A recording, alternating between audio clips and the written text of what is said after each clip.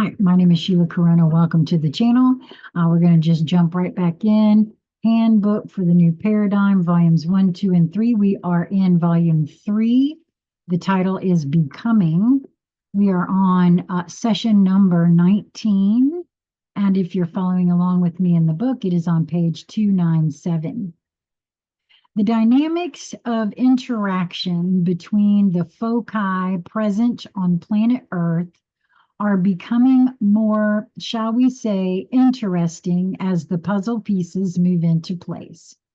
Inasmuch as what is actually happening within the holistic interaction is observed in a sequential fashion by those of you that are within the experience, it is difficult for you to comprehend the true progression of the process.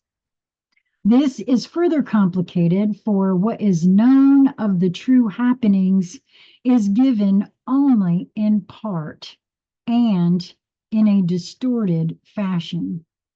Thus, humanity is left to grope through the experience only through the decision to create a new experience, and the further decision to keep the attention focused on the desired outcome rather than the unknowable current situation. Wow, an increasing amount of energy will be directed into the manifestation of the new paradigm, which is what I feel what we've been doing without even realizing it, by keeping our eye on the prize, so to speak, by feeling into our being and knowing that what we feel to be happening really is happening. I feel that that is what is helping to bring it about. As the chaos accelerates, those who have the desire for this new, quote, dream of existence as an ideal or archetype will find it will provide a focus of stability that will become more and more attractive within their thought process. And as someone who has been doing this without having this book, I can totally concur that I think this is the way to go, right? Their thoughts will migrate toward the pleasant feelings and visualizations that will accompany their desire for this new state of existence. It will provide them with pleasant diversion from the apparent reality that will grow more intense as the chaos progresses toward the point of the release of energy that can then be redirected into manifesting the new paradigm. The desire to be organized, to get organized in order to make this change happen, will be both assistance and a hindrance in the process. Oh boy, now I can attest to this, okay, because I feel like personally, there's been a whole, that's part of the desire to want to come together with those of like mind, right? That's part of that for me, right? The desire to be organized, to get organized in order to make this change happen. Will be both assistance and a hindrance in the process. It will be reinforcing insofar as promoting the discussion and awareness of the necessity and desire for changing humanity's long-standing status with regard to the perceived outside ownership of their planet. It will also carry with it the seeds of carrying forward tendencies that have in the past prevented true transcendence from the learned pattern of ownership and exploitation of the planet and fellow inhabitants. The desire to organize around a leader rather than around a concept or principle is strongly embedded within the earthly human psyche. The need to have concepts and principle analyzed by breaking them down into minute details, diverts the energy of them. Apparently, my phone agrees to that, and allows for divergent trips into dead end ventures. The wasted effort these adventures involve can be limited and often avoided altogether by intuiting the proper direction a focus can follow to reach the intended goal. The process of literally feeling out the direction that is appropriate through imagery also allows for each to ascertain the appropriate group. Each feels offers greater growth opportunities.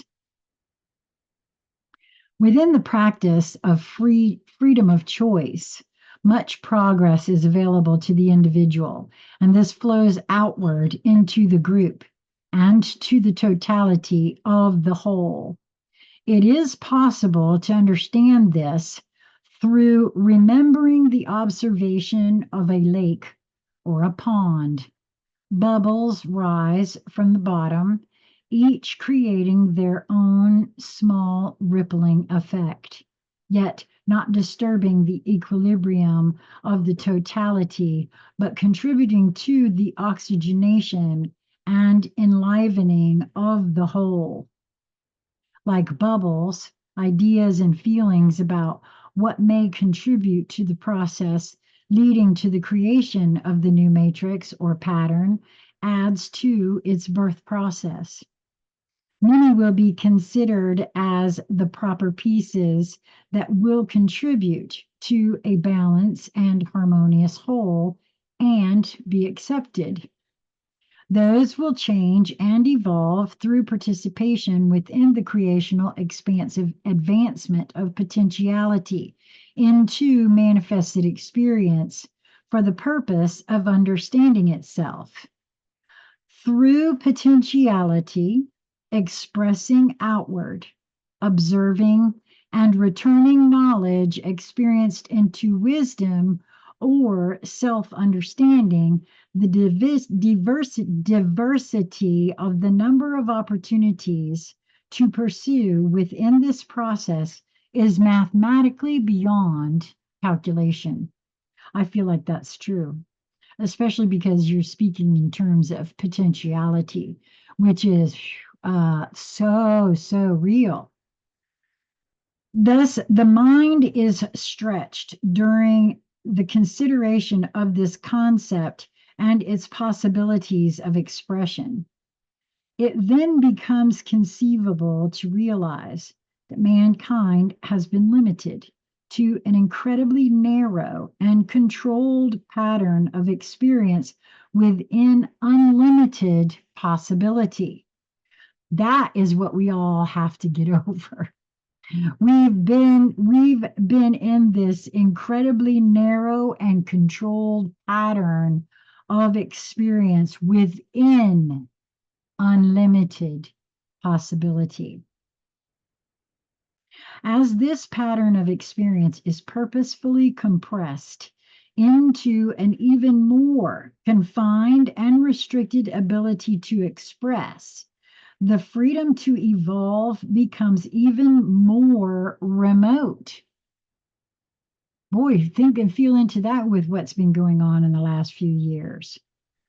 This greater restriction produces an energy crisis both individually and collectively. This causes the restrictive boundaries to be necessarily more and more heavily controlled. When the number of beings on the planet is considered, it is understandable that plans are laid to reduce that number, and that the choices of the intended survivors have very selective profiles. In order to choose these survivors, a great deal must not only be known about the ideal, but also about which groups offer the most prototypical candidates. Now, feel into what that's actually saying. Since the tiniest of details can expand into problems in the future, the genetics are most important in these selections. It is difficult, if not impossible, for most humans on the planet to comprehend the detail of genetic information that is available now for this selection process. Anybody thinking what I'm thinking in terms of what's been going on with the collection of DNA? The limited brain/mind cannot comprehend the amount of knowledge that is accessible to the processes of the fully active brain/mind. The potentiality of the brain/mind is in direct proportion to the mathematical odds for the possibilities that are latent within the galactic matrix. In other words, there is virtually no way to calculate the number of possibilities. In considering this as a starting point, those that read this material can begin to understand the limitations that have been accepted by humanity at this point and realize that it is time to end this enslavement and to claim the heritage available to every self-aware conscious entity within creation. The awareness is the immortal, undeniable focus that is free to search for its ultimate expression within the incalculable potential available. That is its birthright. However, how it is to do this is within its own free will choices. There are holistic levels of self-awareness that are not known to the human mind, and that is emphatically acknowledged here and now.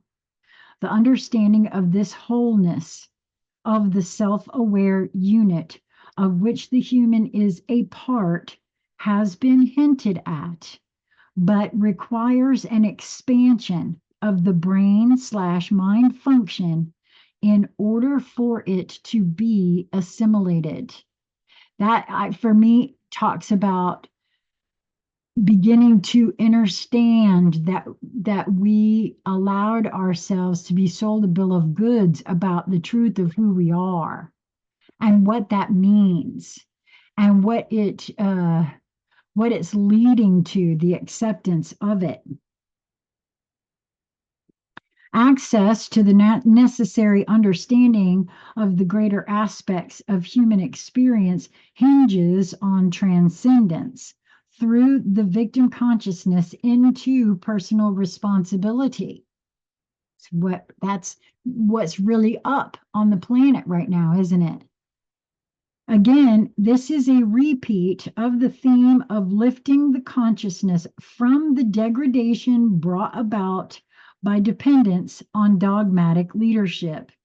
It requires the acceptance of standing forth individually and collectively within personal competence and demonstrating the capability of bringing the current situation through the necessary chaos into a positive group focus that will move humanity forward.